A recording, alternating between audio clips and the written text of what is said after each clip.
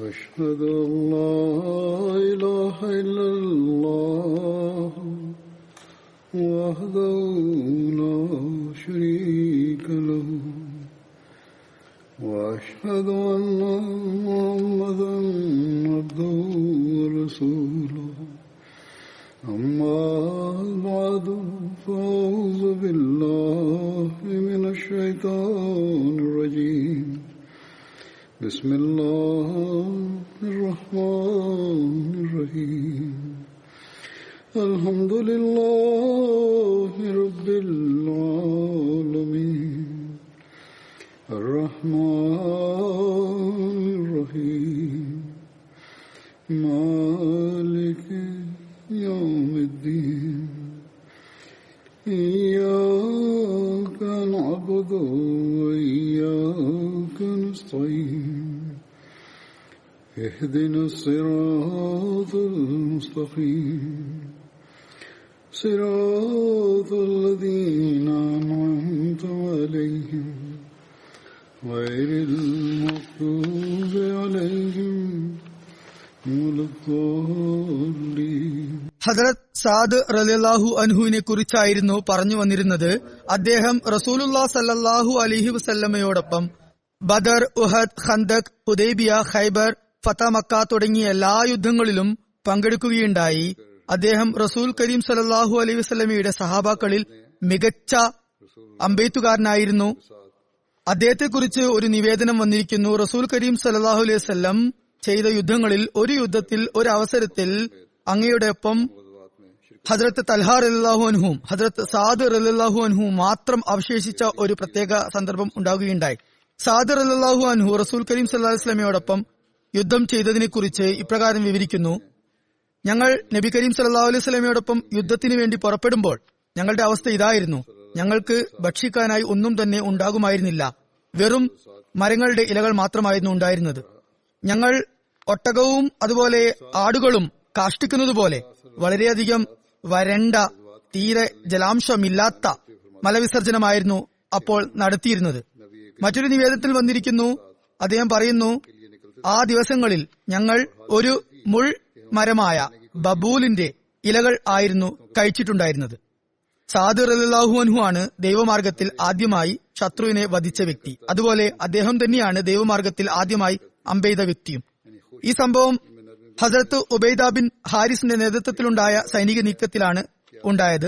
അതിന്റെ വിശദീകരണം ഇപ്രകാരമാണ്: 2ാം വർഷം ഹിജ്റയിൽ റബിയുൽ അവ്വലിൽ ആണ് ഈ സരിയത്ത് അഥവാ സൈനിക നീക്കം ഉണ്ടായത്.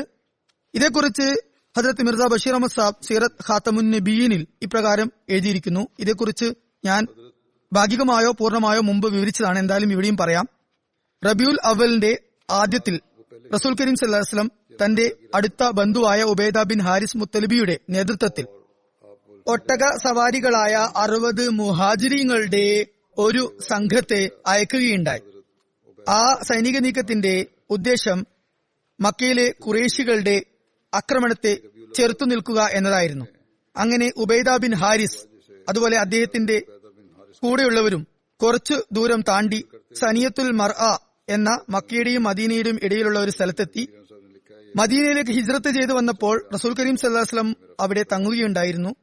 എന്തായാലും അവിടെ എത്തിയതിനു ശേഷം അവർക്ക് 2 ആയുധധാരികളായ ഖുറൈശി യുവാക്കളെ അവിടെ കാണാൻ സാധിച്ചു. അവർ അക്രിമ ബിൻ അബൂജഹലിന്റെ നേതൃത്വത്തിൽ അവിടെ ഉണ്ടായിരുന്നു. ഇരു സംഘവും പരസ്പരം മുഖാമുഖം ആയി വന്നപ്പോൾ അവർ തമ്മിൽ അമ്പെയ്ത്ത് നടക്കുകയുണ്ടായി.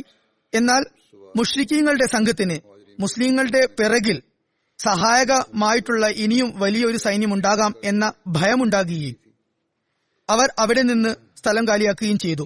എന്നാൽ മുസ്ലിങ്ങൾ അവരെ പിന്തുടരുകയുണ്ടായില്ല. എന്നിരുന്നാലും മുശ്രിക്കീങ്ങളുടെ സൈന്യത്തിൽപ്പെട്ട 2 വ്യക്തികൾ ഹസ്രത്ത് മിഖ്ദാദ് ബിൻ അമർ അതുപോലെ ഹസ്രത്ത് അത്ബാ ബിൻ ഖസ്വാൻ റളിയല്ലാഹു അൻഹും ഇവർ 2 പേരും മുസ്ലിങ്ങളുടെ കൂടെ വന്നു ചേരുകയും ചെയ്തു. യഥാർത്ഥത്തിൽ അവർ മനസ്സുകൊണ്ട് മുസ്ലിങ്ങളായിരുന്നു. അവർ ദൗർബല്യം കാരണം ഹിജ്റത്ത് ചെയ്യാൻ ഭയക്കുകയും അങ്ങനെ ഈ ഖുറൈശികളുടെ സംഘത്തോടൊപ്പം തിരിക്കുകയുമായിരുന്നു ചെയ്തത്.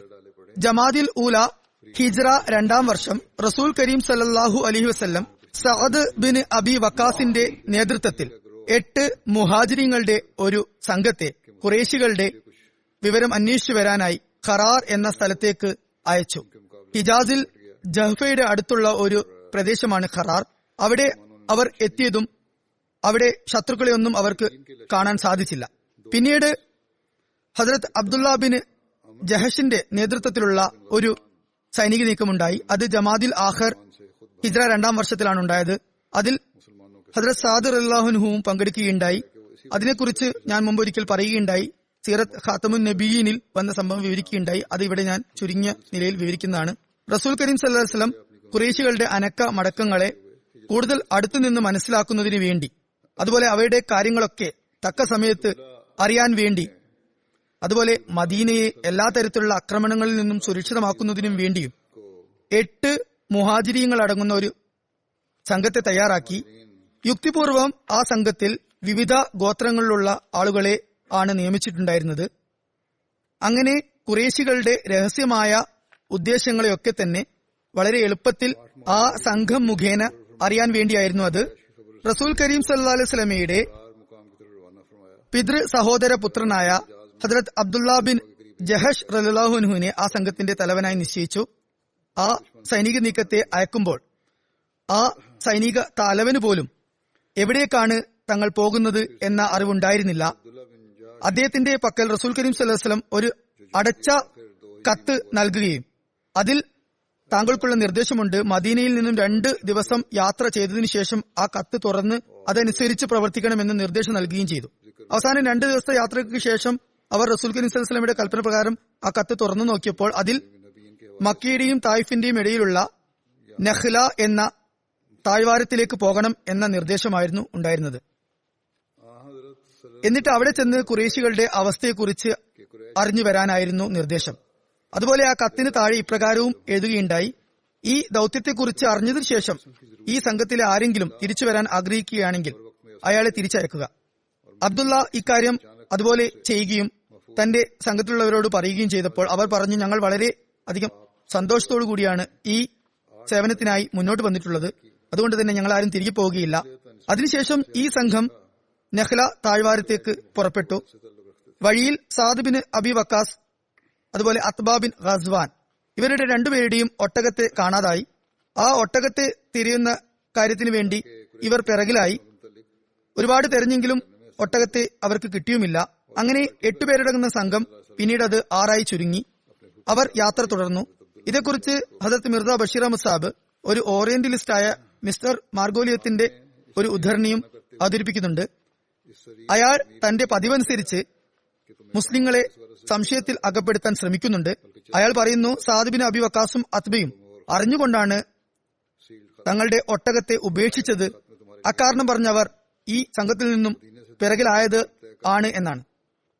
എന്നാൽ ഇസ്ലാമിന് വേണ്ടി തങ്ങളുടെ ജീവിതം മുഴുവൻ സമർപ്പണം ചെയ്ത ഈ 2 പേരുടെയും ധൈര്യത്തിന്റെയും അതുപോലെ ആത്മാർപ്പണത്തിന്റെയും സംഭവങ്ങളാണ് അവരുടെ ജീവിതത്തിലുടനീളം നമുക്ക് കാണാൻ സാധിക്കുന്നത്. ഇവരിൽ ഒരാൾ ബിയർ മോവന യുദ്ധത്തിൽ കാഫിര്യങ്ങളുടെ കൈകളാൽ ഷഹീദാവുകയുണ്ടായി. മറ്റേ വ്യക്തി ഒരുപാട് അപകടകരമായ യുദ്ധങ്ങളിൽ സുപ്രധാനമായ പങ്ക് വഹിക്കുകയും അവസാനം ഇറാഖ് വിജയത്തിന് കാരണമാകുകയും ചെയ്യുകയുണ്ടായി. അതുകൊണ്ട് തന്നെ ഇത്തരക്കാർ തങ്ങളുടെ സ്വയം കൽപ്പിത സംഭവങ്ങൾ ചിത്രീകരിച്ചുകൊണ്ടാണ് ഇത്തരത്തിൽ എഴുതുന്നത്. എന്നാൽ രസം എന്താണെന്ന് വെച്ചാൽ മാർഗുലിയത്ത് തന്റെ ഗ്രന്ഥത്തെക്കുറിച്ച് വാദിക്കുന്നത് ഈ ഗ്രന്ഥം വളരെ നിഷ്പക്ഷമായി എഴുതിയിട്ടുള്ളതാണ് എന്നാണ്. എന്തായാലും മുസ്ലിങ്ങളുടെ ഈ ചെറു സംഘം നഖ്ലയിലെത്തി തങ്ങളുടെ പ്രവർത്തനങ്ങളിൽ മുഴുകി. അവരിൽ ചിലർ ഈ കാര്യം രഹസ്യമാക്കി വെക്കുന്നതിന് വേണ്ടി തങ്ങളുടെ തലമുണ്ടനം ചെയ്തു. അതായത് വഴിപോക്കർക്ക് ഇവർ ഉംറക്ക് വന്നവരാണ് എന്ന ഒരു ധാരണ ഉളവാക്കാനായിരുന്നു അത്. അവിടെ എത്തി അധികം താമസിയാതെ തന്നെ ഖുറൈശികളുടെ ഒരു ചെറിയ സംഘത്തെ അവർ കണ്ടു. അവർ തായിഫിൽ നിന്നും മക്കയുടെ ഭാഗത്തേക്ക് വരികയായിരുന്നു. ഇരു സംഘവും മുഖാമുഖം ആയപ്പോൾ മുസ്ലിങ്ങൾ അവസാനം സാഹചര്യത്തിന്റെ സമ്മർദ്ദത്താൽ തങ്ങളുടെ ഇഷ്ടത്തിനും റസൂൽ കരീം സല്ലല്ലാഹു അലൈഹി വസല്ലമയുടെ കൽപ്പനയ്ക്കും എതിരായി ഒരു തീരുമാനത്തിലെത്തി. അതായത് ഒന്നുകിൽ ഈ സംഘത്തെ മുഴുവൻ ആക്രമിച്ച് തടവിലാക്കണം, അല്ലെങ്കിൽ അവരെ വധിക്കണം എന്ന തീരുമാനത്തിലെത്തി. അങ്ങനെ അവർ ആക്രമിച്ചതിന്റെ ഫലമായി ഒരു കാഫിർ അവിടെ വധിക്കപ്പെട്ടു. 2 പേരെ പിടികൂടാനുമായി. എന്നാൽ ദൗർഭാഗ്യവശാൽ 4ാമത്തെ വ്യക്തി അവിടെ നിന്നും ഓടി രക്ഷപ്പെട്ടു. മുസ്ലിങ്ങൾക്ക് അയാളെ പിടികൂടാനായില്ല. അങ്ങനെ അവരുടെ ഈ പദ്ധതി പൂർണ്ണമായും ഫലം കണ്ടില്ല. അവസാനം മുസ്ലിങ്ങൾ ആ സംഘത്തിലെ എല്ലാ സാധനങ്ങളും അതുപോലെ ആ ബന്ദികളെയും ഒക്കെ എടുത്ത് വേഗത്തിൽ മദീനയിലേക്ക് തിരിച്ചു വന്നു. റസൂൽ കരീം സല്ലല്ലാഹു അലൈഹി വസല്ലമയ്ക്ക് സഹാബാക്കൾ ആ സംഘത്തെ ആക്രമിച്ചതായി അറിയാനിടവന്നപ്പോൾ അങ്ങ് നീരസപ്പെടുകയുണ്ടായി. എന്നിട്ട് പറഞ്ഞു, മാ അമർത്തുക്കും ബി ഖിതാലി ഫി ഷഹറിൽ ഹറാം, അതായത് ഞാൻ നിങ്ങൾക്ക് ഷെഹറെ ഹറാമിൽ ആദരണീയ മാസത്തിൽ യുദ്ധം ചെയ്യാനുള്ള അനുമതി തന്നിട്ടില്ല. അതുകൊണ്ട് തന്നെ ആ യുദ്ധം മുതൽ സ്വീകരിക്കുന്നതിൽ നിന്നും അങ്ങ് വിസമ്മതിക്കുകയുണ്ടായി. മറുഭാഗത്ത് ഖുറൈശികളും മുസ്ലിങ്ങൾ ഷെഹറെ ഹറാമിനെ മാനിച്ചില്ല എന്ന് പറഞ്ഞ് ബഹളം വെക്കുവാൻ തുടങ്ങി. അതുപോലെ അവരുടെ കൂട്ടത്തിൽ വധിക്കപ്പെട്ട വ്യക്തി ഒരു പ്രമാണിയായിരുന്നു. ഉമർ ബിൻ ഹർസമി എന്നായിരുന്നു അയാളുടെ പേര്. കാഫിര്യങ്ങളുടെ ചില ആളുകൾ തങ്ങളുടെ 2 തടവുപുള്ളികളെയും മോചിപ്പിക്കാനായി മദീനയിൽ എത്തുകയുണ്ടായി. എന്നാൽ സഅദ് ബിൻ അബി വക്കാസ് റളിയല്ലാഹു അൻഹു അത്ബ ബിൻ ഖസ്വാൻ റളിയല്ലാഹു അൻഹു ഇതുവരെ തിരിച്ചു വന്നിട്ടുണ്ടായിരുന്നില്ല. അതുകൊണ്ട് റസൂൽ കരീം സല്ലല്ലാഹു അലൈഹി വസല്ലം അവർ ഖുറൈശികളുടെ കൈകളിൽപ്പെട്ടാൽ വധിക്കപ്പെടും എന്ന ഭയത്തോടുകൂടി ഈ തടവുപുള്ളികളെ മോചിപ്പിക്കാൻ വിസമ്മതിച്ചു. എന്നിട്ട് തങ്ങളുടെ ആളുകൾ സുരക്ഷിതരായി തിരിച്ചെത്തിയാൽ മാത്രമേ ഇവരെ വിട്ടുതരികയുള്ളൂ എന്ന് പറയുകയുണ്ടായി. അങ്ങനെ അവർ രണ്ടുപേരും തിരികെ വന്നു. അപ്പോൾ ആ 2 തടവുപുള്ളികളെയും അങ്ങ് മോചിപ്പിച്ചു. എന്നാൽ ആ 2 പേരിൽ ഒരാൾ മദീനയിൽ നിന്ന ആ സമയത്ത് ഇസ്ലാമിനാൽ പ്രഭാവിതനാകുകയും മുസ്ലിമാകുകയും പിന്നീട് ബിയർ മോവന യുദ്ധത്തിൽ ഷഹീദാകുകയും ചെയ്യുകയുണ്ടായി. ബദർ യുദ്ധവേളയിൽ യുദ്ധത്തിന് മുമ്പുള്ള അവസ്ഥയെക്കുറിച്ച് വിവരിച്ചുകൊണ്ട് ഹസ്രത്ത് മിർസ ബഷീർ അഹമ്മദ് സാബ് സീറത്ത് ഖാത്തമുൻ നബീനിൽ ഇപ്രകാരം എഴുതിയിരിക്കുന്നു. റസൂൽ കരീം സല്ലല്ലാഹു അലൈഹി വസല്ലം ബദർ മൈതാനത്തിലേക്ക് വളരെ വേഗതയോടുകൂടി പോവുകയായിരുന്നു. ബദറിന്റെ അടുത്തെത്തിയപ്പോൾ എന്തു കാരണം കൊണ്ടാണ് എന്നറിയില്ല. അതേക്കുറിച്ച് നിവേദനങ്ങളിലൊന്നും വന്നിട്ടില്ല. റസൂൽ കരീം സല്ലല്ലാഹു അലൈഹി വസല്ലം ഹസ്രത്ത് അബൂബക്കർ സിദ്ദീഖ് റളിയല്ലാഹു അൻഹുവിനെ തന്റെ പിറകിൽ ഇരുത്തിക്കൊണ്ട് ഇസ്ലാമിക സൈന്യത്തിൽ നിന്ന് വളരെയധികം മുന്നോട്ട് കടക്കുകയുണ്ടായി. വഴിയിൽ ഒരു വൃദ്ധനായ ബദ്ദുവിനെ അങ്ങ് കണ്ടു. അയാളുമായി സംസാരിച്ചപ്പോൾ ഖുറൈശികളുടെ സൈന്യം ബദറിന്റെ അടുത്ത് എത്തി എന്ന് മനസ്സിലാക്കാനായി. ആ വാർത്ത കേട്ടതും റസൂൽ കരീം സല്ലല്ലാഹു അലൈഹി വസല്ലം തിരികെ വന്ന് ഹസ്രത്ത് അലി, ഹസ്രത്ത് സുബൈർ ബിൻ അവാം, ഹസ്രത്ത് സഅദ് ബിൻ വക്കാസ് റളിയല്ലാഹു അൻഹും എന്നിവരോട് കാര്യങ്ങൾ കൂടുതൽ അന്വേഷിച്ചറിയാൻ വേണ്ടി അവരെ മുന്നോട്ടേക്ക് അയച്ചു. ഇവർ ബദറിന്റെ താഴ്വാരത്തെത്തിയപ്പോൾ അവിടെ മക്കയിലെ കുറച്ചു ആളുകൾ ഒരു അരുവിയിൽ നിന്നും വെള്ളം കോരുന്നതായി കണ്ടു. സഹാബാക്കൾ ആ സംഘത്തെ ആക്രമിച്ചു. അവരിൽ നിന്നും ഒരു ഹബ്ഷിയായ അടിമയെ പിടികൂടി റസൂൽ കരീം സല്ലല്ലാഹു അലൈഹി വസല്ലമയുടെ അടുത്ത് കൊണ്ടുവന്നു. അങ്ങ് വളരെ സൗമ്യതയോടുകൂടി ആ സൈന്യം എവിടെയാണ് ഇപ്പോൾ ഉള്ളത് എന്ന് അയാളോട് ചോദിച്ചു. അയാൾ പറഞ്ഞു, ആ മുന്നിൽ കാണുന്ന കുന്നിൻ ചെരുവിന്റെ പിറകിൽ ആ സൈന്യമുണ്ട്. അങ്ങ് ചോദിച്ചു, അവർ എത്ര പേരുണ്ട്? അപ്പോൾ അയാൾ പറഞ്ഞു, ഒരുപാട് പേരുണ്ട്, എത്രയാണെന്ന് എനിക്കറിയില്ല. അങ്ങ് ചോദിച്ചു, ദിവസവും അവർക്ക് വേണ്ടി എത്ര ഒട്ടകത്തെയാണ് കുർബാനി ചെയ്യുന്നത്? അപ്പോൾ അയാൾ പറഞ്ഞു, 10 ഒട്ടകത്തെ. അപ്പോൾ റസൂൽ കരീം സല്ലല്ലാഹു അലൈഹി വസല്ലം സഹാബാക്കളെ നോക്കിക്കൊണ്ട് പറഞ്ഞു, അവർ 1000 പേരുണ്ട്.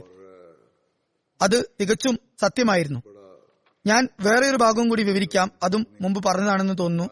ബദർ യുദ്ധവേളയിൽ സഅദ് റളിയല്ലാഹു അൻഹുവിന്റെ ധീരതയെക്കുറിച്ചുള്ള ഒരു നിവേദനം ലഭിക്കുന്നുണ്ട്.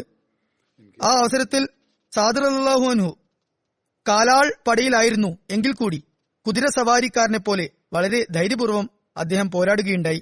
അതുകൊണ്ട് തന്നെ സഅദ് റളിയല്ലാഹു അൻഹുവിനെ ഫാരിസുൽ ഇസ്ലാം അഥവാ ഇസ്ലാമിന്റെ കുതിര സവാരിക്കാരൻ എന്ന് വിളിക്കുന്നു. ഉഹദ് യുദ്ധവേളയിൽ ഒരവസരത്തിൽ റസൂൽ കരീം സല്ലല്ലാഹു അലൈഹി വസല്ലമയുടെ അടുത്തു നിന്നും സഹാബാക്കളൊക്കെ ചിന്നിച്ചെതറി പോകുകയുണ്ടായി. അപ്പോൾ സഅദ് ബിൻ അബി വക്കാസ് റളിയല്ലാഹു അൻഹു അങ്ങയോടൊപ്പം നിലകൊണ്ടിരുന്നു.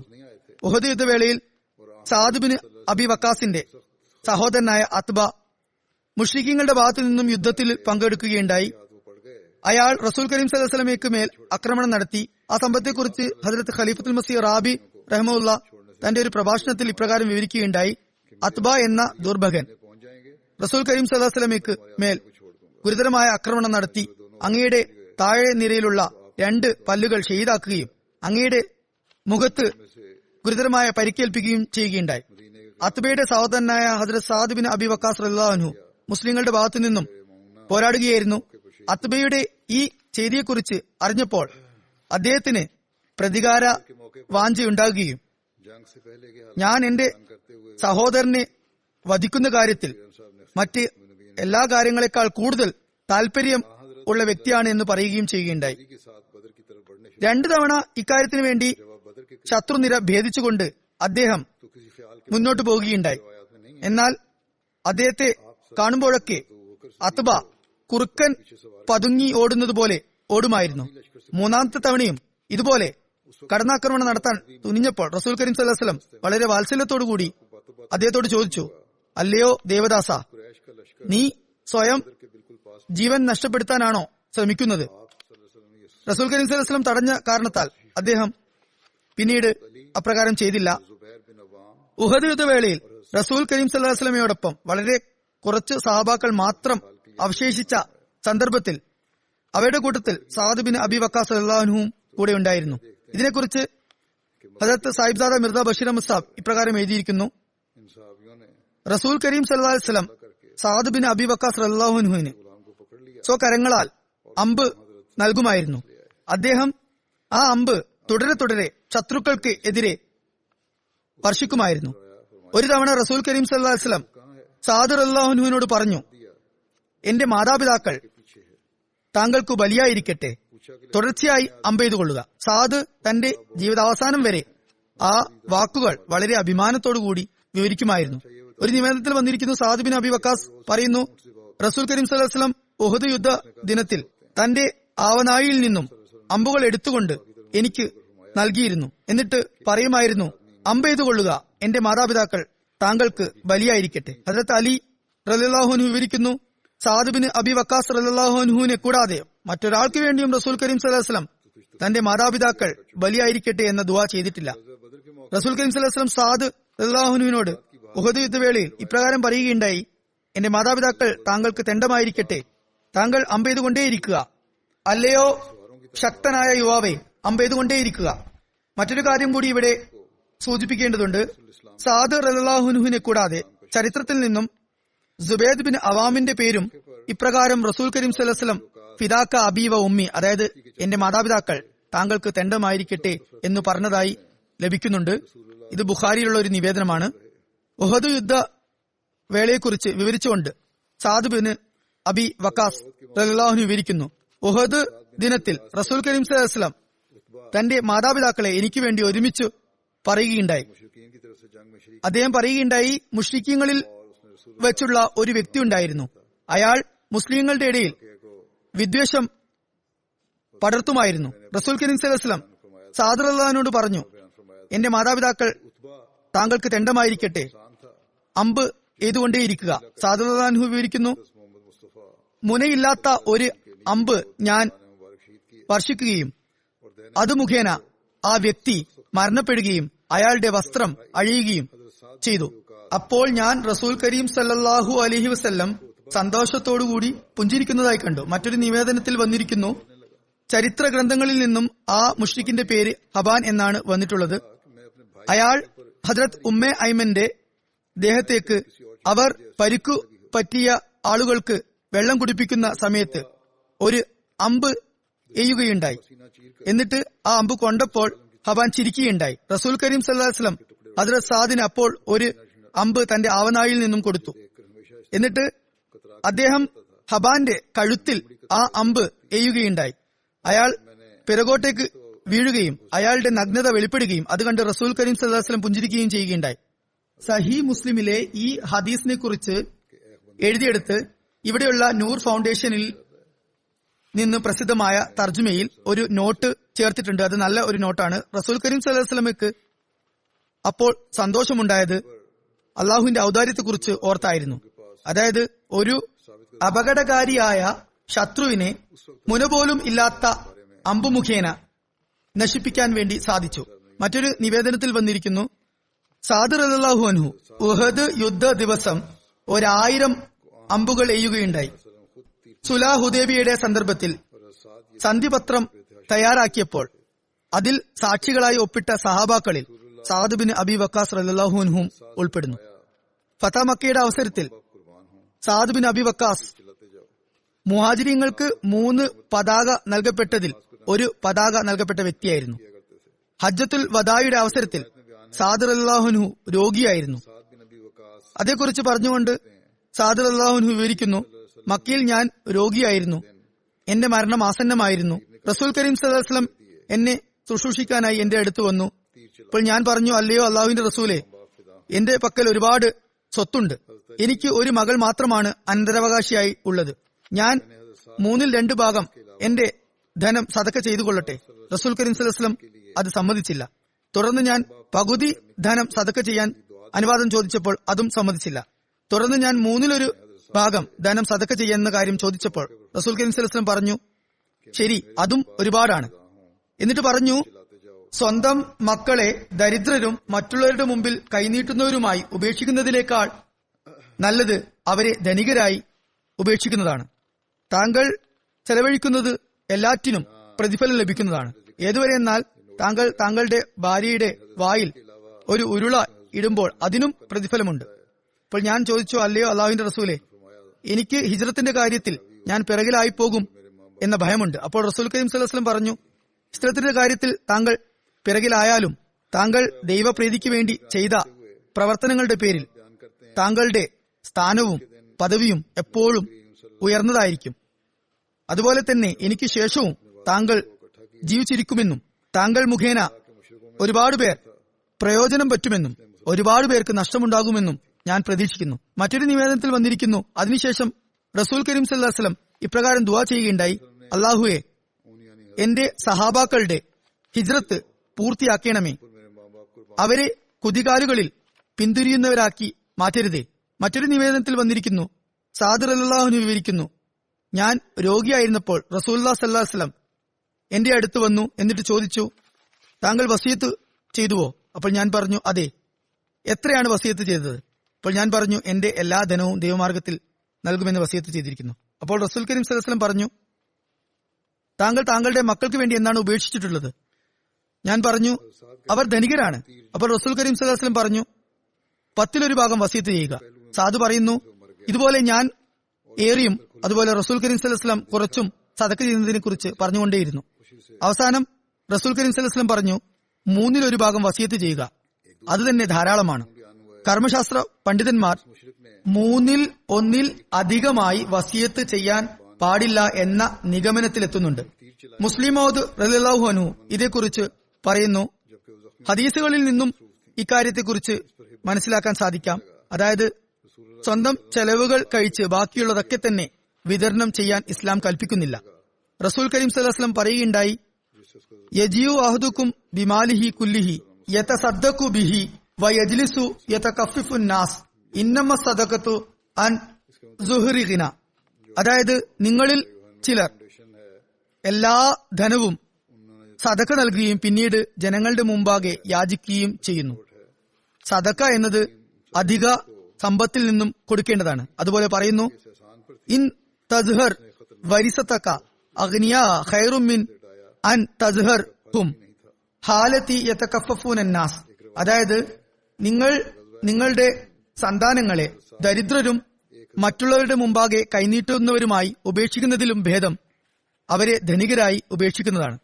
അതുപോലെ ഹദീസിൽ വന്നിരിക്കുന്നു, സാദ് ബിൻ അബി വക്കാസ് റളിയല്ലാഹു അൻഹു റസൂൽ കരീം സല്ലല്ലാഹു അലൈഹി വസല്ലമയോട് 2/3 ഭാഗം സ്വത്ത് വിതരണം ചെയ്യുന്നതിനെ കുറിച്ച് അനുവാദം ചോദിച്ചു. അപ്പോൾ റസൂൽ കരീം സല്ലല്ലാഹു അലൈഹി വസല്ലം അത് നിഷേധിച്ചു.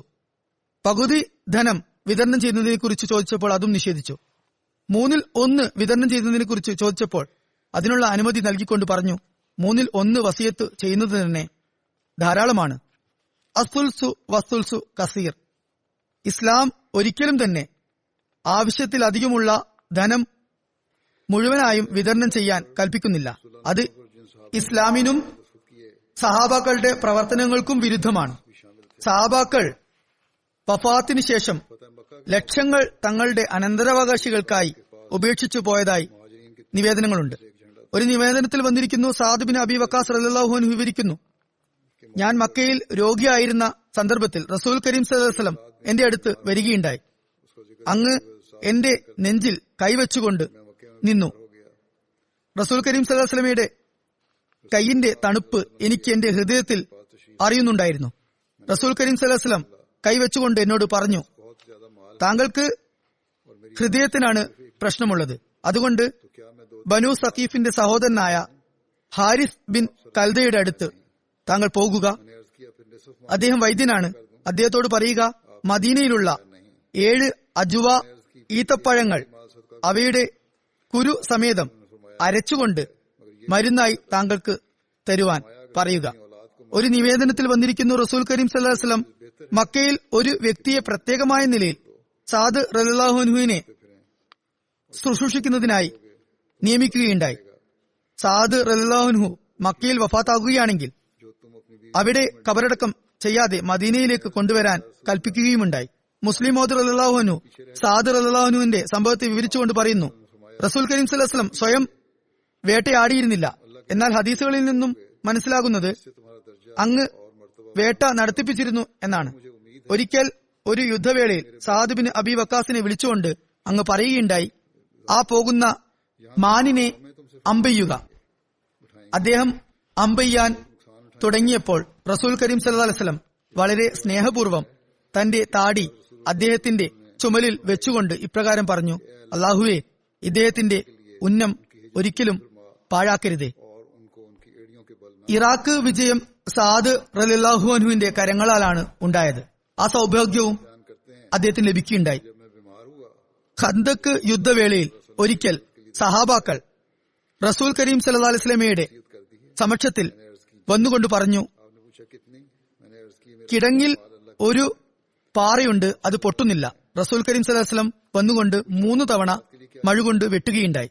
ഓരോ തവണ വെട്ടുമ്പോഴും റസൂൽ കരീം സല്ലല്ലാഹു അലൈഹി വസല്ലം ഉയർന്ന ശബ്ദത്തിൽ അല്ലാഹു അക്ബർ എന്ന് പറയുകയും സഹാബാക്കൾ അത് ഏറ്റു പറയുകയും ചെയ്യുമായിരുന്നു. അങ്ങനെ ഒരിക്കൽ ചെയ്യുമ്പോൾ റസൂൽ കരീം സല്ലല്ലാഹു അലൈഹി വസല്ലം ഇപ്രകാരം പറയുകയുണ്ടായി, മദായിൻ എന്ന സ്ഥലത്തെ വെളുത്ത കൊട്ടാരങ്ങൾ വീഴുന്നതായി ഞാൻ കാണുന്നു. അങ്ങ് അപ്പോൾ കണ്ടത് സഅദ് റളിയല്ലാഹു അൻഹുവിന്റെ കൈകളാലാണ് സഫലമായത്. അറേബ്യയിൽ 2 വൻ ശക്തികളായിരുന്നു ഉണ്ടായിരുന്നത്, കിസ്റയും കൈസറും.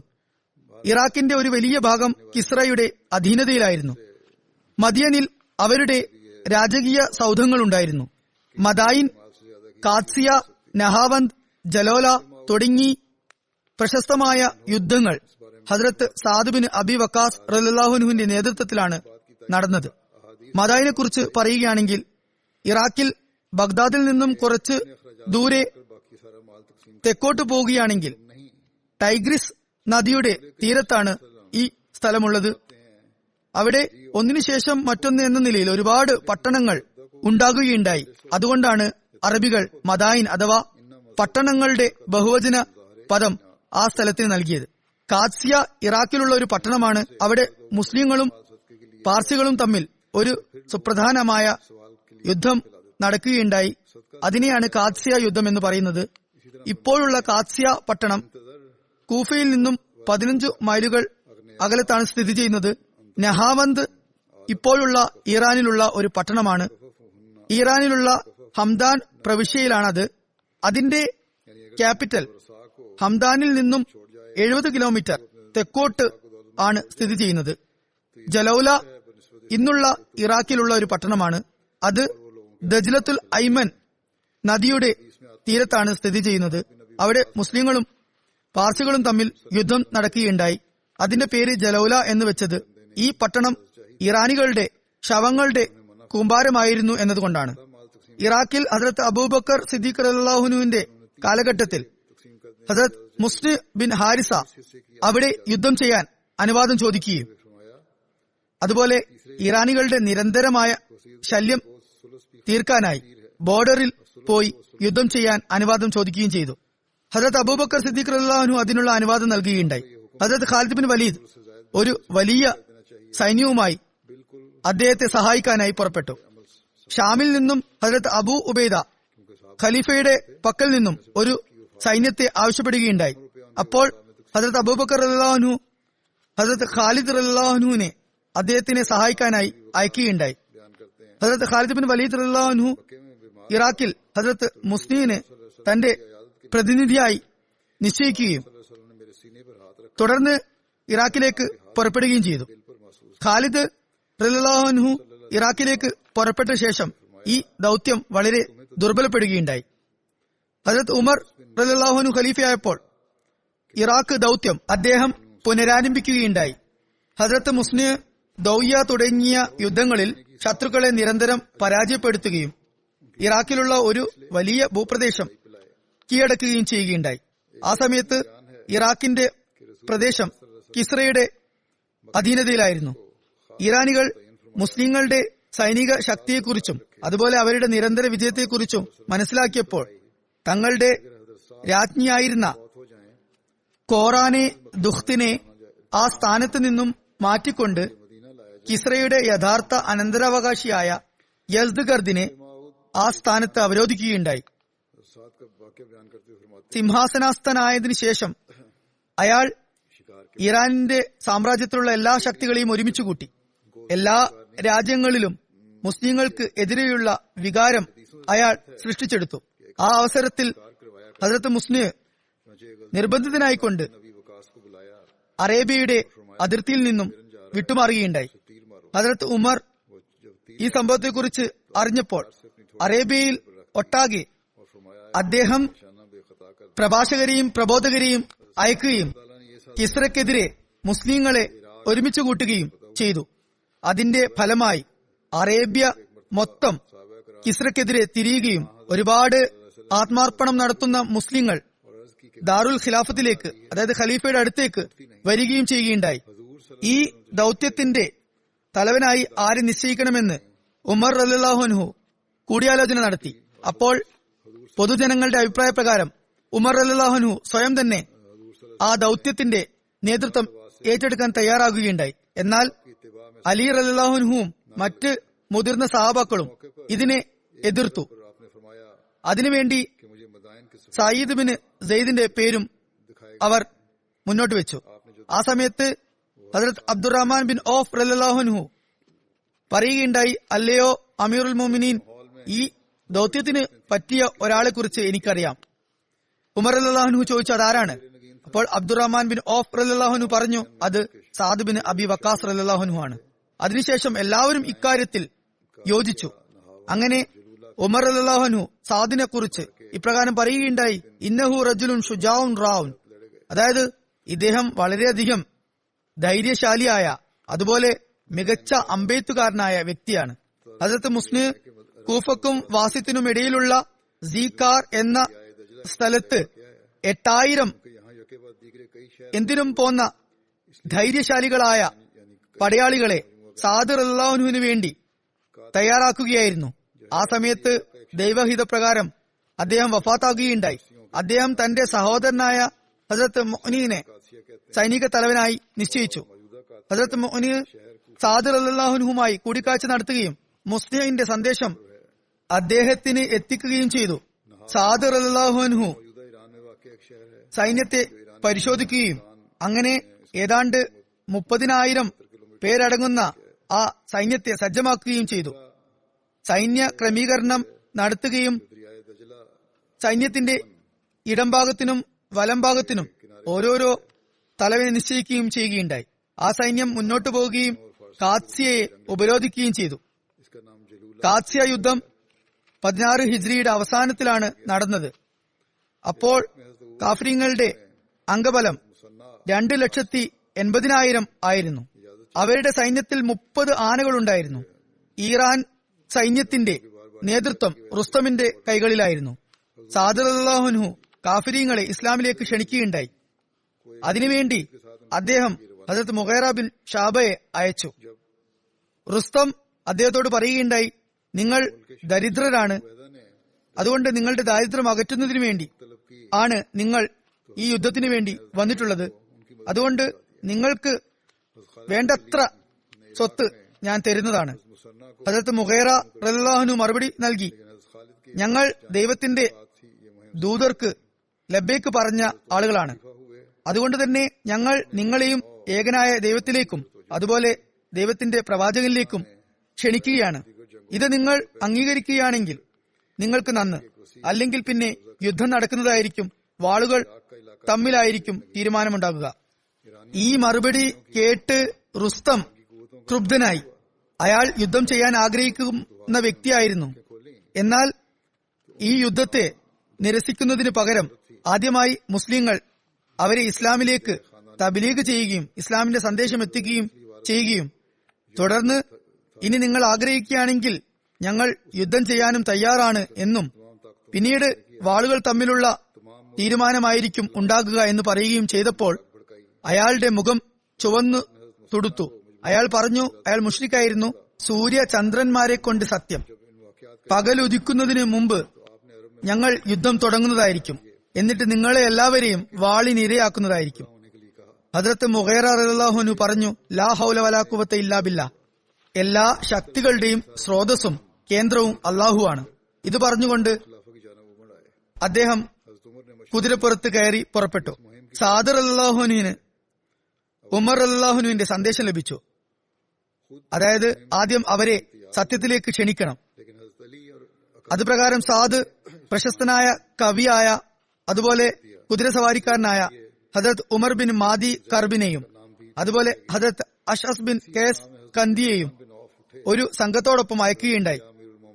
റുസ്തം അവരുമായി മുഖാമുഖമായപ്പോൾ അയാൾ ചോദിച്ചു, നിങ്ങൾ എങ്ങോട്ടേക്കാണ് പോകുന്നത്? അപ്പോൾ അവർ പറഞ്ഞു, ഞങ്ങൾ നിങ്ങളുടെ ഗവർണറെ കാണാനാണ് പോകുന്നത്. അവർ തമ്മിൽ നീണ്ട സംഭാഷണം നടന്നു.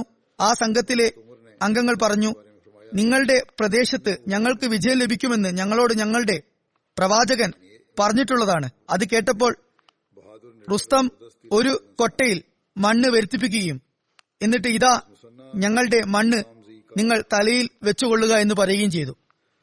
ഹദ്രത്ത് ഉമർ ബിൻ മാദി കുർബ് പെട്ടെന്ന് തന്നെ മുന്നോട്ട് വന്ന് ആ മണ്ണിന്റെ കൊട്ട എടുക്കുകയും തന്റെ മടിത്തട്ടിൽ അതുമെടുത്ത് പെട്ടെന്ന് പോകുകയും ഇത് നല്ല ശകുനമാണ്, ഞങ്ങൾ എന്തായാലും വിജയിക്കുന്നതാണ്, ഈ ഭൂമി ഞങ്ങൾ കൈയടക്കുന്നതാണ് എന്ന് പറഞ്ഞുകൊണ്ട് പോവുകയും ചെയ്തു.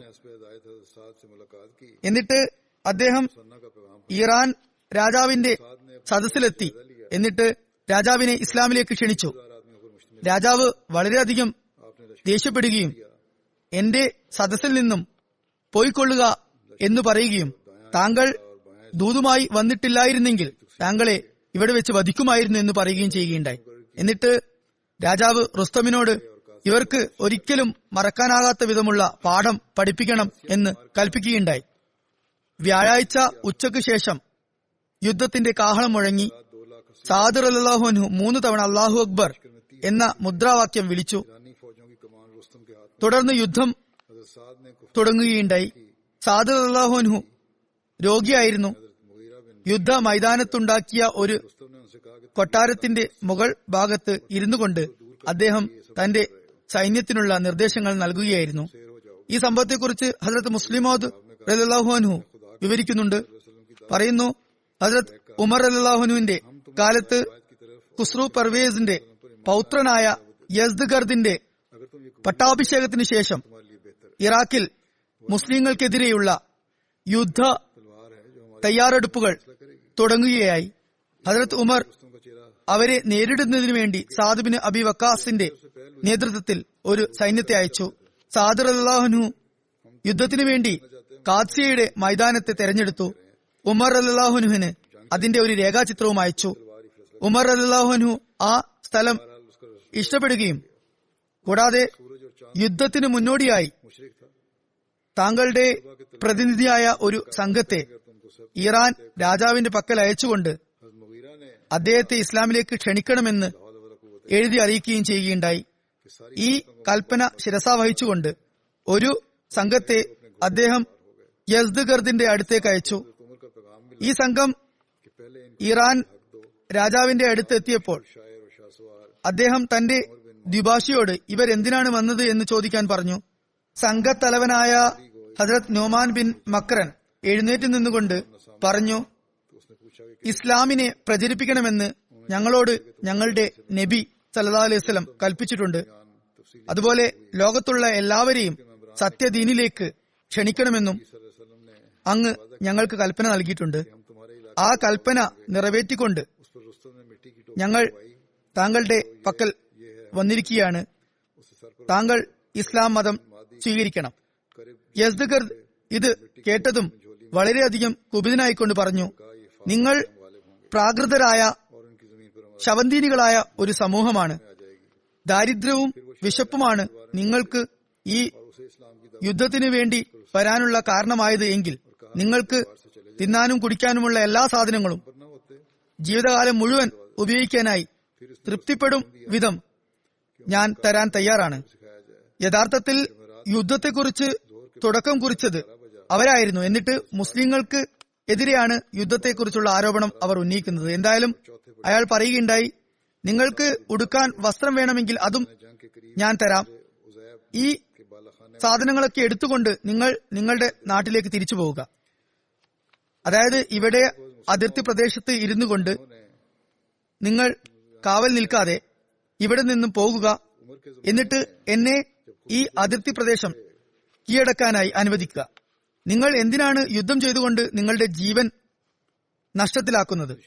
ഈ സംസാരം കഴിഞ്ഞതിനു ശേഷം ഇസ്ലാമിക സംഘത്തിൽ നിന്നും മുഗൈറ ബിൻ സറാറ എഴുന്നേറ്റ് നിന്നുകൊണ്ട് പറഞ്ഞു, താങ്കൾ ഞങ്ങളെക്കുറിച്ച് പറഞ്ഞതൊക്കെ നേരാണ്.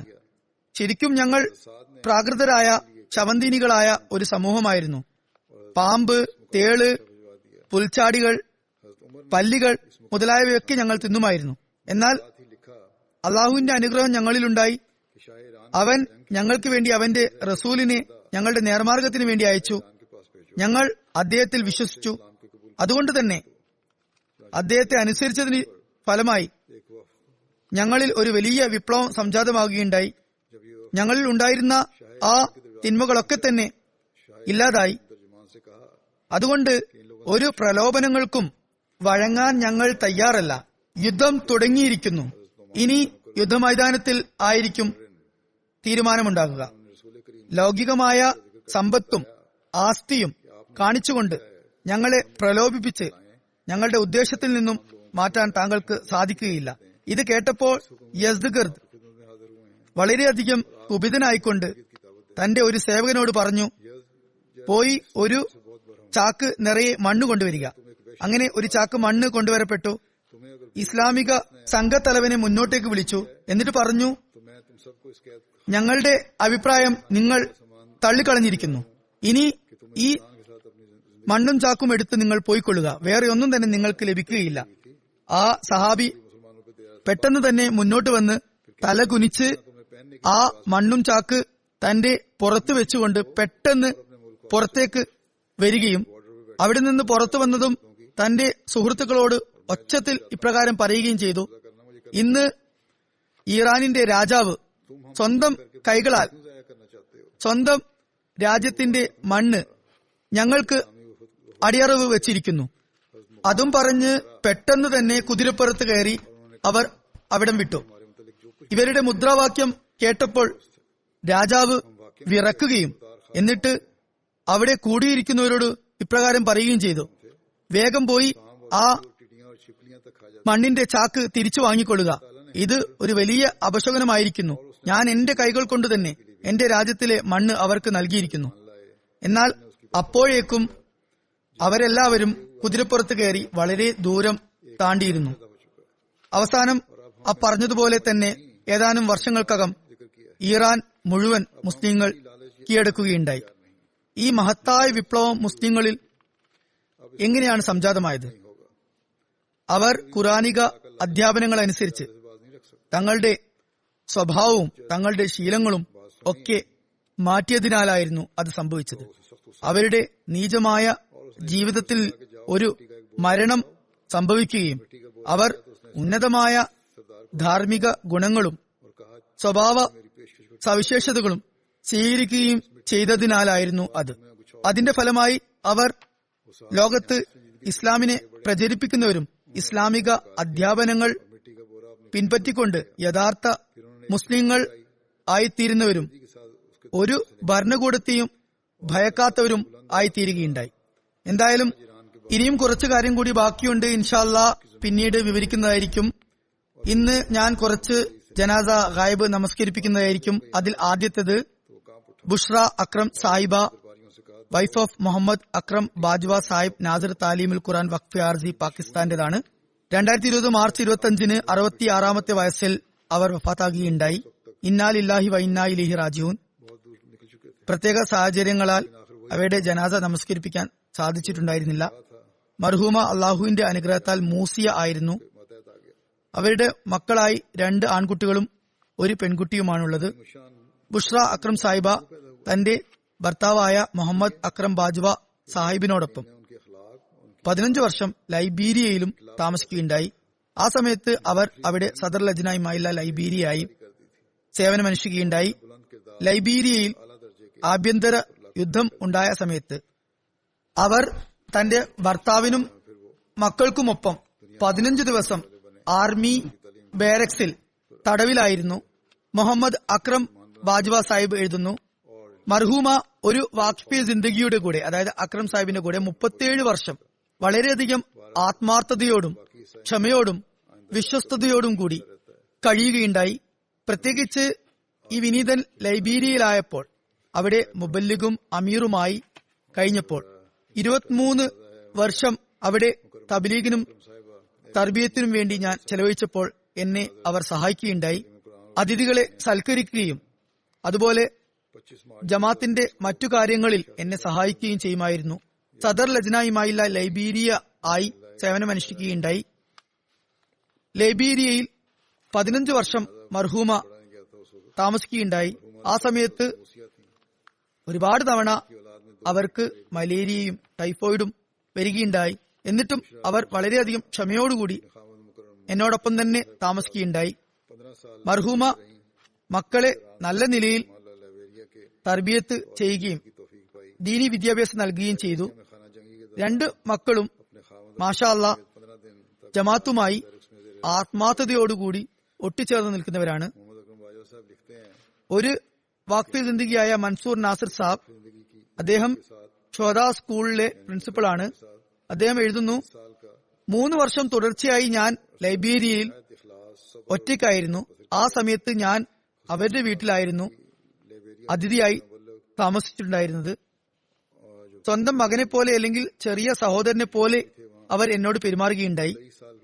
അള്ളാഹു അവരുടെ മക്കൾക്കും അവരുടെ ദ്വാകളുടെ അനന്തരാവകാശികളാകാനുള്ള തൗഫീക്ക് നൽകുമാറാകട്ടെ. അവരുടെ നന്മകൾ തുടർന്നു കൊണ്ടുപോകാനുള്ള തൗഫീക്ക് നൽകുമാറാകട്ടെ. അവരോട് മഗ്ഫിറത്തോടും അതുപോലെ കാരുണ്യത്തോടും കൂടി അള്ളാഹു പെരുമാറുമാറാകട്ടെ. അടുത്ത ജനാസ ഇക്ബാൽ അഹമ്മദ് നാസിർ ബേർകോട്ടി, കറോണ്ടി ജില്ല ഖൈർപൂരിന്റേതാണ്. 2020 ജൂലൈ 14 82ാമത്തെ വയസ്സിലാണ് അദ്ദേഹം വഫാത്തായത്. ഇന്നാ ലില്ലാഹി വ ഇന്നാ ഇലൈഹി റാജിഊൻ. അദ്ദേഹത്തിന്റെ മകൻ അക്ബർ അഹമ്മദ് താഹിർ സാഹിബ് ബുർക്കിനോ ഫാസയിൽ മുബല്ലിഗാണ്. അദ്ദേഹം എഴുതുന്നു, മിയാ നൂർ മുഹമ്മദ് സാബ് എന്ന ഹദരത്ത് മസീഹ് ഇസ്ലാമിന്റെ സഹാബിയുടെ മകനായിരുന്നു അദ്ദേഹം. അതുപോലെ മിയാ ഇമാമുദ്ദീൻ സാഹിബ് എന്ന മസീഹ് ഇസ്ലാമിന്റെ സഹാബിയുടെ പൗത്രനുമായിരുന്നു. അതുപോലെ മിയാ പീർ മുഹമ്മദ് സാഹിബ്, അതുപോലെ ഹാഫിസ് മുഹമ്മദ് ഇസാഖ് സാഹിബ് എന്നീ മസീഹ് ഇസ്ലാമിന്റെ സഹാബാക്കളുടെ സഹോദര പുത്രനുമായിരുന്നു അദ്ദേഹം. ജമാഅത്തിന്റെ സേവനങ്ങൾക്കായി വളരെയധികം മുന്നോട്ട് വന്നിരുന്ന ഒരു ദീർഘകാലം സെക്രട്ടറിമാരായി സേവനമനുഷ്ഠിച്ചിരുന്ന ഒരു വ്യക്തിയായിരുന്നു. അൻസാറുല്ലായുടെ ജെയിമുമായിരുന്നു, ഇമാമു സലാത്തുമായിരുന്നു, മൊറബി അത്ഫാലുമായിരുന്നു. പറയുന്നു, ഞാൻ ചെറുപ്പം മുതലേ അദ്ദേഹത്തെ ഒരു ഡിബ്ബ നിറച്ചും പൈസ ശേഖരിക്കുന്നതായി കാണാറുണ്ടായിരുന്നു. ചോദിക്കുമ്പോൾ പറയുമായിരുന്നു, സമയത്ത് തന്നെ ചന്ത നൽകാനായി പണം സ്വരൂപിക്കുന്നതാണിത് എന്ന്. വളരെയധികം ആവേശത്തോടും താല്പര്യത്തോടും കൂടി തബ്ലീഗ് ചെയ്യുമായിരുന്നു. അദ്ദേഹം മുഖേന ഒരുപാട് പേർ ജമാഅത്തിൽ വന്നു ചേരുകയുണ്ടായി. ഒരുപാട് ദുആ ചെയ്യുന്ന, നമസ്കാരം, നോമ്പ് തുടങ്ങിയ കാര്യങ്ങളിൽ കൃത്യനിഷ്ഠത പാലിക്കുന്ന, താജ് നമസ്കരിക്കുന്ന ഒരു വ്യക്തിയായിരുന്നു. ഇദ്ദേഹം ബുർക്കിനോ ഫാസയിലായിരുന്നു. പറയുന്നു, വളരെയധികം നിർബന്ധത്തിന് ശേഷം 2016 അദ്ദേഹം ബുർക്കിനോ ഫാസയിൽ വന്നത്. ആ സമയത്ത് ഉണ്ടായ ജമാഅത്തിന്റെ ജലസകളിലും ഇസ്തിമകളിലുമൊക്കെ തന്നെ അദ്ദേഹം പങ്കെടുക്കുകയും വളരെ ആവേശത്തോടുകൂടി നാര മുദ്രാവാക്യം വിളിക്കുകയും ചെയ്യുമായിരുന്നു. അങ്ങനെ സദസ്സിലുണ്ടായ എല്ലാവരിലേക്കും അദ്ദേഹം ആവേശം പകരുമായിരുന്നു. പാകിസ്ഥാനിൽ ദീർഘകാലമായി ജമാഅത്തിന്റെ ജലസകളൊന്നും തന്നെ നടക്കാത്ത കാരണത്താൽ ആ ഒരു കുറവ് എപ്പോഴും അദ്ദേഹത്തിനുണ്ടായിരുന്നു. അദ്ദേഹത്തിന്റെ സംതപ്ത കുടുംബത്തിൽ അദ്ദേഹത്തിന്റെ ഭാര്യയായ ബഷീറ ബേഗം സാഹിബെ കൂടാതെ 3 ആൺമക്കളും 3 പെൺകുട്ടികളുമാണുള്ളത്. അമീർ മിഷണറി ഇൻചാർജ് ബുർക്കിനോ ഫാസോ എഴുതുന്നു, അദ്ദേഹത്തിന് ഭാഷയുടെ പ്രശ്നമുണ്ടായിരുന്നു. അതായത് ബുർക്കിനോ ഫാസോയിൽ വന്നപ്പോൾ അവിടെ ഫ്രഞ്ചാണ് ഭാഷയായിട്ടുള്ളത്. എന്നാൽ അദ്ദേഹത്തിന്റെ സ്നേഹത്തിന്റെ ഭാഷ എല്ലാവർക്കും മനസ്സിലാകുമായിരുന്നു. എല്ലാവരോടും വളരെയധികം സ്നേഹത്തോടെ അദ്ദേഹം പെരുമാറിയിരുന്നു. എല്ലാവരും അദ്ദേഹത്തിൽ പെട്ടെന്ന് തന്നെ ആകൃഷ്ടരാകുമായിരുന്നു. അദ്ദേഹം വഫാത്തായപ്പോൾ അവിടെയുള്ള പ്രാദേശികരായ ആളുകൾ പോലും വളരെയധികം സ്നേഹത്തോടെ അദ്ദേഹത്തെ സ്മരിക്കുകയുണ്ടായി. എഴുതുന്നു, ഞങ്ങളുടെ നാഷണൽ സെക്രട്ടറി ഇഷാദ് ബാപ്പിന സാഹിബ് അദ്ദേഹത്തിന്റെ ഫോട്ടോ ഷെയർ ചെയ്തുകൊണ്ട് ഇപ്രകാരം വഫാത്തിന് ശേഷം എഴുതുകയുണ്ടായി. ബുർക്കിന ഫാസയിൽ അദ്ദേഹം താമസിച്ച സമയത്ത് എനിക്കറിയാം അദ്ദേഹം ഒരു മഹാനായ അഹമ്മദിയായിരുന്നു. അള്ളാഹു മർഹൂമിനോട് മഗ്ഫിറത്തോടും അതുപോലെ കാരുണ്യത്തോടും കൂടി പെരുമാറുമാറാകട്ടെ. അദ്ദേഹത്തിന്റെ മക്കൾക്കും അദ്ദേഹത്തിന്റെ ദുആകളുടെ അനന്തരാവകാശികളാകാനുള്ള തൗഫീഖ് നൽകുമാറാകട്ടെ. അദ്ദേഹത്തിന്റെ മകൻ അവിടെ മുറബിയാണ്. അദ്ദേഹത്തിന് ജനാസയിൽ പങ്കെടുക്കാൻ സാധിച്ചിട്ടില്ല. മൂന്നാമത്തെ ജനാസ ഫാത്തിമ ഫഹീദ സാഹിബയുടേതാണ്. അവർ മുഹമ്മദ് ഇബ്രാഹിം സാഹിബിന്റെ ഭാര്യയാണ്. മൂലിയ ജട്ട ജില്ല കോട്ട്ലി ആസാദ് കശ്മീർ വാസിയാണ്. 2020 ജൂലൈ 18 72 വയസ്സിലാണ്. ഒരുപാട് കാലത്തെ അസുഖത്തിന് ശേഷം അവർ വഫാത്തായത്. ഇന്നാലില്ലാഹി വ ഇന്നാ ഇലൈഹി റാജിഊൻ. 1944 അവരുടെ പിതാവ് ബയ്യത്ത് ചെയ്ത് വരികയുണ്ടായി. അദ്ദേഹത്തിന്റെ പേര് നേക് മുഹമ്മദ് എന്നാണ്. കാലെ ഖാൻ എന്നാണ് അറിയപ്പെട്ടിരുന്നത്. ബയ്യത്തിന് മുമ്പ് അദ്ദേഹം ഒരു സ്വപ്നം കാണുകയുണ്ടായി. അതായത് ഏതോ ഒരു മഹാനായ വ്യക്തിയെ കാണാൻ അദ്ദേഹം പോവുകയാണ്. ആ മഹാനെ കണ്ടതും അദ്ദേഹം ഓടിച്ചെന്ന് അദ്ദേഹത്തെ ആലിംഗനം ചെയ്തു.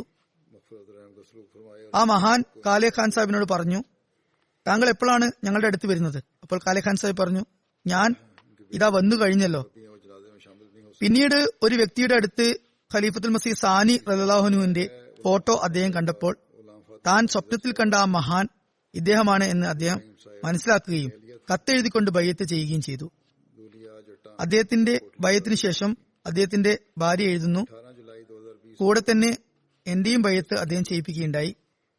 ഭാര്യയും ഭർത്താവും രണ്ടുപേരും ആത്മാർത്ഥതയുള്ളവരാണ്.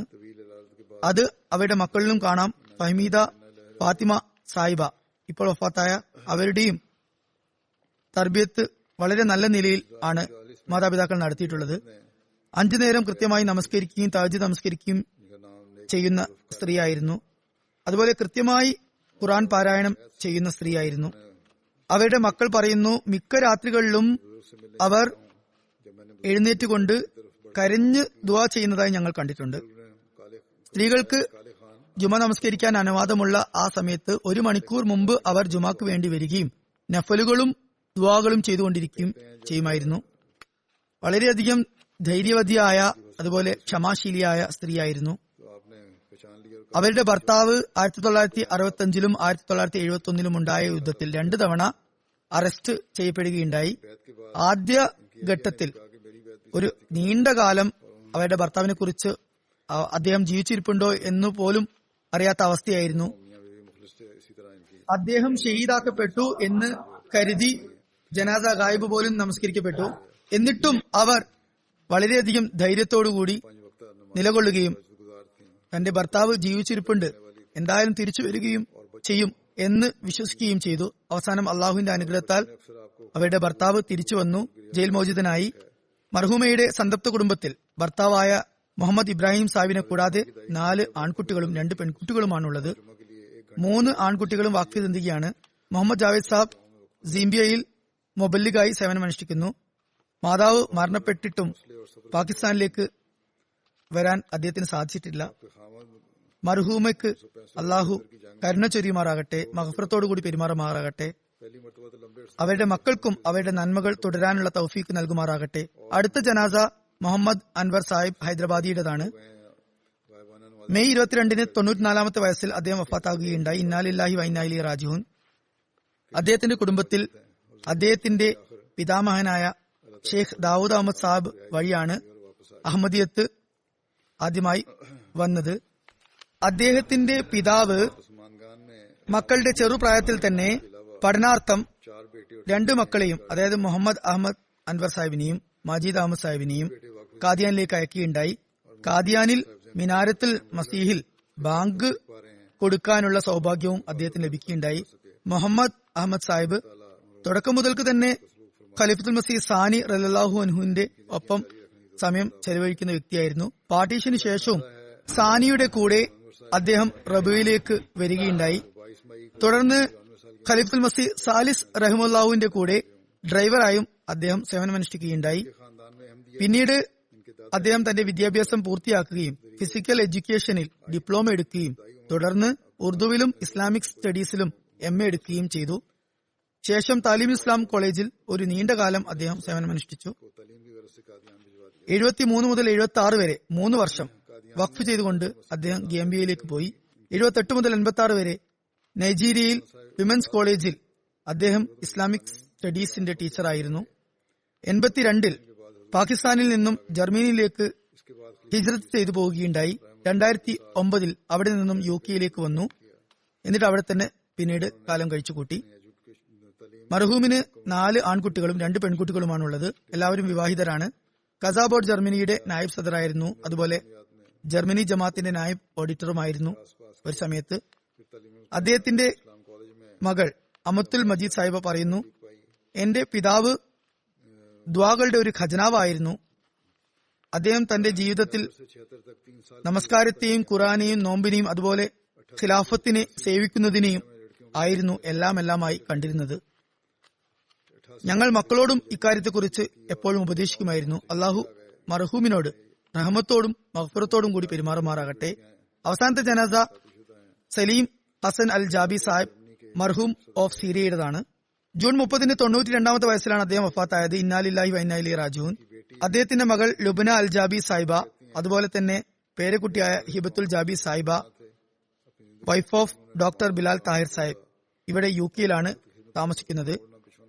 അവർ പറയുന്നു, സലീം ജാബി സാഹിബ് 1928 ഡിസംബറിലാണ് ജനിച്ചത് ഡമാസ്കസിൽ. 18-ാമത്തെ വയസ്സിൽ ഒരു സാധാരണക്കാരനായ കർഷകനായ അഹമ്മദിയായ അബൂ സഹബ് സാഹിബ് വഴിയാണ് അദ്ദേഹത്തിന്, അതായത് ജാബി സാഹിബിന് അഹമ്മദിയത്തെക്കുറിച്ച് അറിയാൻ സാധിച്ചത്. തുടർന്ന് ജാബി സാഹിബ് ഇസ്തിഖാറ ചെയ്യുകയും സ്വപ്നത്തിൽ ഹജറത്ത് മസീഹ് അലി ഇസ്ലാമിനെ കാണുകയും സ്വപ്നത്തിൽ തന്നെ ബൈഅത്ത് ചെയ്യുകയും ചെയ്തു. ശേഷം അബൂ സഹബ് സാഹിബ് അദ്ദേഹത്തിന് ഇസ്ലാം മത തത്വജ്ഞാനത്തിന്റെ അറബി തർജ്ജമ നൽകി. ആ പുസ്തകത്തിൽ ഹജറത്ത് മസീഹ് ഇസ്ലാമിന്റെ ചിത്രം കണ്ടപ്പോൾ ആ സമയത്ത് ജമാഅത്ത് അഹമ്മദിയ ഷാമിന്റെ അമീറായ മുനീറുൽ ഹസനി സാഹിബിന്റെ അടുത്ത് പോയി ബൈഅത്ത് ചെയ്യുകയുണ്ടായി. दमिश्क के मज़ाफ़ाती इलाके അദ്ദേഹത്തിന്റെ കുടുംബത്തിന്റെ ഭാഗത്തു നിന്നും, പ്രത്യേകിച്ച് പിതാവിന്റെ ഭാഗത്തു നിന്നും ഒരുപാട് എതിർപ്പ് അദ്ദേഹത്തിന് നേരിടേണ്ടി വന്നു. എന്നാലും അദ്ദേഹം സ്ഥിരചിത്തനായി നിലകൊണ്ടു. के जरिए से हुआ. ഖലീഫത്തുൽ മസീഹ് സാനിയുടെ കാലത്ത് അദ്ദേഹത്തിന് പാകിസ്ഥാനിലേക്ക് പോകാൻ സാധിച്ചു. അവിടെ മുസ്ലിം മൗദ് റളിയല്ലാഹു അൻഹുവിന്റെ തണലിൻ കീഴിൽ അദ്ദേഹം റബുവയിൽ താമസിച്ചു. असूल की फिलासफी അവിടെ തന്നെ ദീനി വിദ്യാഭ്യാസം നേടി, ഉറുദു ഭാഷയും പഠിച്ചു. ഹജറത്ത് മുസ്ലിം മൗദ് റളിയല്ലാഹു അൻഹു उस वक्त जमात अहमदिया നിർദ്ദേശപ്രകാരം പാകിസ്ഥാനിൽ തന്നെ അദ്ദേഹം വിവാഹം കഴിച്ചു. साहब के पास जाकर बैत कर ഹുസൂർ ആയിരുന്നു അദ്ദേഹത്തിന്റെ നിക്കാഹ് ചെയ്തു കൊടുത്തത്. അദ്ദേഹത്തിന്റെ ഭാര്യ പാകിസ്ഥാനിയാണ്. മർഹൂമിന്റെ പൗത്രി ഹിബ ജാബി സാഹിബ് എഴുതുന്നു, ഞങ്ങളുടെ പിതാമഹൻ എപ്പോഴും ഞങ്ങളെ जमाने में തർബിയത്ത് കാര്യത്തിൽ ഉപദേശിക്കുകയും അതുപോലെ തർബിയത്തിനും താലീമിനും വേണ്ടി ഞങ്ങളോടൊപ്പം സമയം ചെലവഴിക്കുകയും ചെയ്യുമായിരുന്നു. ആത്മീയമായ ഉയർച്ചയ്ക്ക് വേണ്ടി ഖിലാഫത്തുമായി എപ്പോഴും ബന്ധം വെച്ച് പുലർത്തണം എന്ന് പറയുമായിരുന്നു. അദ്ദേഹത്തിന്റെ ഭാര്യ കുറച്ചു വർഷം മുമ്പ് വഫാത്താകുകയുണ്ടായി. അദ്ദേഹത്തിന് 6 മക്കളാണുള്ളത്. ഒരു മകനായ ഡോക്ടർ നെയ്മുൽ ജാബി സാഹിബ് കുറച്ചു വർഷം മുമ്പ് കിഡ്നാപ്പ് ചെയ്യപ്പെടുകയുണ്ടായി. ഇതുവരെ അദ്ദേഹത്തെക്കുറിച്ച് യാതൊരു വിവരവുമില്ല. അതുപോലെ വസീമുൽ ജാബി സാഹിബ് പോളണ്ടിൽ ഉള്ള ഒരു ജമാഅത്ത് അംഗമാണ്. അദ്ദേഹമാണ് ഹിബ ജാബി സാഹിബയുടെ പിതാവ്. അതുപോലെ 2 പെൺകുട്ടികളും 2 ആൺകുട്ടികളും സിറിയയിൽ തന്നെയുണ്ട്. ഹിബ ജാബി സാഹിബ ജമാഅത്തിന്റെ സേവനത്തിൽ മുഴുകി ഇരിക്കുകയാണ്. അവർ പ്രത്യേകമായ നിലയിൽ പുസ്തക തർജ്ജമയിൽ അഭിപ്രായങ്ങൾ നൽകാറുണ്ട്. അവരുടെ ഭർത്താവ് താഹിർ ബിലാൽ സാഹിബ് തർജ്ജമ ചെയ്യുന്ന വ്യക്തിയാണ്. അദ്ദേഹത്തെയും അവർ സഹായിക്കാറുണ്ട്. അള്ളാഹു അവർക്ക് ആത്മാർത്ഥതയും കൂറും നൽകുമാറാകട്ടെ, അവരുടെ അറിവിൽ വർധനവ് നൽകുമാറാകട്ടെ. അവരുടെ മകൾ ലുബ്ന അബ്ദുൽ ഖബീർ അൽ ജാബി സാഹിബ എഴുതുന്നു, ഞങ്ങളുടെ പിതാവ് ഞങ്ങളെ എപ്പോഴും അനാചാരങ്ങളിൽ നിന്നും അതുപോലെ ദുരാചാരങ്ങളിൽ നിന്നുമൊക്കെ വിലക്കുമായിരുന്നു. അള്ളാഹുമായി ബന്ധം സ്ഥാപിക്കുന്ന കാര്യത്തിലും അതുപോലെ തബ്ലീഗിന്റെ കാര്യത്തിലും എപ്പോഴും ഉപദേശിക്കുമായിരുന്നു. ദരിദ്രർക്ക് വേണ്ടി ഒരുപാട് ചെലവഴിക്കുന്ന വ്യക്തിയായിരുന്നു. മർഹൂം മുഖേന ഷാമിലും ലബനാനിലും ഒരുപാട് പേർ ജമാഅത്തിൽ ബയ്യത്ത് ചെയ്ത് പ്രവേശിക്കുകയുണ്ടായി. അവരിൽ ക്രിസ്ത്യാനികളും ഉൾപ്പെടുന്നു. എന്നിട്ട് പറയുന്നു, അവസാന വസിയത്തായി ഞങ്ങളോട് പറഞ്ഞത് ഖിലാഫത്തുമായി എപ്പോഴും ഒട്ടിച്ചേർന്ന് നിൽക്കണം, കാലത്തിന്റെ ഖലീഫയുടെ ഉപദേശങ്ങളൊക്കെ തന്നെ സ്വീകരിക്കണം, ഒരിക്കലും തബ്ലീഗ് കാര്യത്തിൽ മടി കാണിക്കരുത്, എല്ലാ കാര്യങ്ങൾക്കു വേണ്ടിയും ദുആ ചെയ്യണം, സത്യത്തിന്റെ പാതയിൽ ഏതു തരത്തിലുള്ള അക്രമത്തെയും ഭയക്കരുത്. സദർ ജമാഅത്ത് ലബ്നാൻ ഉമറുൽ സാഹിബ് എഴുതുന്നു, അഹമ്മദികളെ പരിചയപ്പെടുന്നതിനു മുമ്പ് ഞങ്ങൾ സലീമുൽ ജാബി സാഹിബിന്റെ പുസ്തകങ്ങൾ വായിക്കുമായിരുന്നു. അതിൽ ഇമാം മെഹദിയുടെ ആവിർഭാവത്തെക്കുറിച്ചും അതുപോലെ ജമാഅത്തിനെ കുറിച്ചുമുള്ള സൂചനകളുണ്ടായിരുന്നു. ഇതൊക്കെ വായിച്ചതിനു ശേഷം ഞങ്ങളോട് അദ്ദേഹം പറയുകയുണ്ടായി, ഹദരത്ത് മസീഹ് ഇസ്ലാമിനെ കുറിച്ചും അതുപോലെ ജമാഅത്തിനെ കുറിച്ചും ഞങ്ങൾക്ക് പറഞ്ഞു തന്നുകൊണ്ട് ഞങ്ങളോട് ബയ്യത്ത് ചെയ്യാൻ പറയുകയുണ്ടായി. ഇത് അദ്ദേഹത്തിന്റെ രീതിയായിരുന്നു. ഇത് എല്ലാ സ്ഥലത്തും ഇതുപോലെ നടക്കണമെന്നില്ല. എന്തായാലും അദ്ദേഹം തബ്ലീഗ് ഇപ്രകാരമായിരുന്നു ചെയ്തിട്ടുണ്ടായിരുന്നത്. ഇങ്ങനെ ഒരുപാട് പേർ അഹമ്മദികളാകുകയും ഉണ്ടായി. എന്നിട്ട് പറയുന്നു, അദ്ദേഹം പറയും, എന്റെ പുസ്തകങ്ങൾ വായിക്കുന്നത് ഇനി ഉപേക്ഷിക്കുക, ഇനി ഹദരത്ത് മസീഹ് ഇസ്ലാമിന്റെയും ഖുലഫാക്കളുടെയും അതുപോലെ ജമാഅത്തിന്റെ പുസ്തകങ്ങളും വായിക്കുക. തുടർന്ന് പറയുന്നു, ലബ്നാനിലുള്ള ആദ്യകാല അഹമ്മദികൾ ആയ ഞങ്ങൾ ബയ്യത്ത് ചെയ്തത് മർഹൂം മുഖേനയാണ്. അദ്ദേഹത്തിന്റെ ഔദാര്യത്തെക്കുറിച്ച് ഞങ്ങൾ എപ്പോഴും ഓർക്കുന്നു, അദ്ദേഹത്തോട് നന്ദി പ്രകടിപ്പിക്കുന്നു, അദ്ദേഹത്തിന് വേണ്ടി ദുആ ചെയ്യുന്നു. മുഅ്തസിൽ കസ്ക് സാഹിബ്, അദ്ദേഹം സിറിയനാണ്, കാനഡയിലാണ് താമസിക്കുന്നത്. പറയുന്നു, സിറിയയിൽ ഒരു ലോക്കൽ ജമാഅത്ത് സദറായിരുന്നു അദ്ദേഹം. ആ സമയത്ത് ഒരുപാട് തവണ ഞാൻ അദ്ദേഹത്തെ, അതായത് അൽ ജാബി സാഹിബിനെ കണ്ടിട്ടുണ്ട്. എപ്പോഴും അദ്ദേഹം ഖിലാഫത്തിനെ കുറിച്ച് പറഞ്ഞുകൊണ്ടിരിക്കുമായിരുന്നു. എപ്പോഴും പറയുമായിരുന്നു, ഖിലാഫത്തിന്റെ ചരണങ്ങളിൽ ഉള്ളപ്പോൾ എനിക്ക് മരണം സംഭവിക്കണം എന്നാണ് ഞാൻ ആഗ്രഹിക്കുന്നത് എന്ന്. മീർ അഞ്ജും പർവേസ് സാഹിബ് മുബല്ലിഗ് സിൽസില, ഇവിടെ അറബി ഡെസ്കിൽ സേവനമനുഷ്ഠിക്കുന്ന അദ്ദേഹം പറയുന്നു, നിസാമി ഖിലാഫത്തിന്റെ എന്തെങ്കിലും കാര്യം വരുമ്പോൾ അദ്ദേഹം ശിരസ വഹിക്കുമായിരുന്നു. എന്നിട്ട് എല്ലാവരുടെ മുമ്പിലും വെച്ച് പറയുമായിരുന്നു, നിസാമി ജമാഅത്ത് എന്നോട് എന്ത് കൽപ്പിച്ചാലും ഞാനത് അനുസരിക്കുന്നതാണ്. 2011 സിറിയയിൽ നിന്നും ജൽസസാലാന യുകെക്ക് വേണ്ടി വന്നിരുന്നു. പറയുന്നു, കാലത്തിന്റെ ഖലീഫയുടെ ചരണങ്ങളിൽ ഉള്ളപ്പോൾ എന്റെ ജീവൻ വെടിയണം എന്നാണ് ഞാൻ ആഗ്രഹിക്കുന്നത്. അതിലും വലിയ ബഹുമതിയൊന്നും എനിക്ക് വേണ്ട എന്ന് പറയുമായിരുന്നു. ജാബി സാഹിബ് മുഖേന ഒരുപാട് പേർ അഹമ്മദിയത്തിൽ പ്രവേശിക്കുകയുണ്ടായി. അവരിൽ മിക്കരും ജമാഅത്തുമായും ഖിലാഫത്തുമായും അങ്ങേയറ്റത്തെ ആത്മാർത്ഥതയുള്ളവരാണ്. ഒരുപാട് പേർ എനിക്ക് കത്തും എഴുതുകയുണ്ടായി. അതായത് അദ്ദേഹത്തിൽ നിന്നും ഞങ്ങൾ ഒരുപാട് പഠിച്ചു, അദ്ദേഹം മുഖേനയാണ് ഞങ്ങൾക്ക് അഹമ്മദിയത്ത് ലഭിച്ചത് എന്നൊക്കെ.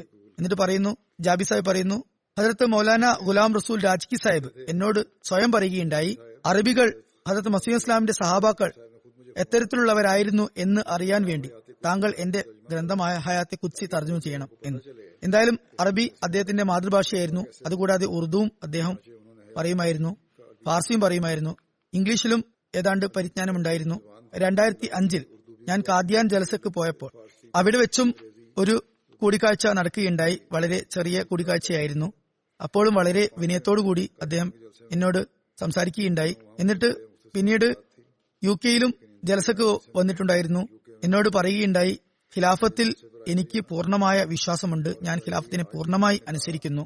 എനിക്ക് വേണ്ടി ജമാഅത്തിനോടും ഖിലാഫത്തിനോടും എപ്പോഴും ഒട്ടിച്ചേർന്ന് നിൽക്കാൻ വേണ്ടി ദുആ ചെയ്യണമെന്ന് പറയുമായിരുന്നു. അള്ളാഹു അദ്ദേഹത്തിന്റെ മക്കൾക്കും വരും തലമുറകൾക്കും ജമാഅത്തുമായും ഖിലാഫത്തുമായും ആത്മാർത്ഥതയോടും ഊറോടും കൂടി നിലകൊള്ളാനുള്ള തൗഫീക്ക് നൽകുമാറാകട്ടെ.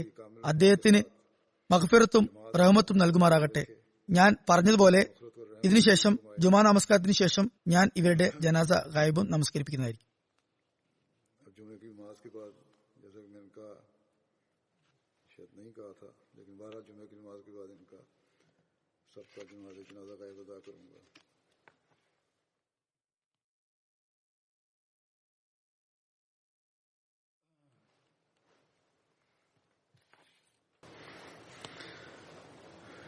الحمد لله نحمده ونستعينه ونستغفره ونؤمن به ونتوكل عليه ونعوذ بالله من شرور أنفسنا ومن سيئات أعمالنا من يهده الله فلا مضل له ومن يضلل فلا هادي له ونشهد أن لا إله إلا الله ونشهد أن محمدا عبده ورسوله عباد الله رحمكم الله إن الله يأمر بالعدل والإحسان وإيتاء ذي القربى وينهى عن الفحشاء والمنكر والبغي يعظكم لعلكم تذكرون اذكروا الله يذكركم وادعوه يستجب لكم ولذكر الله أكبر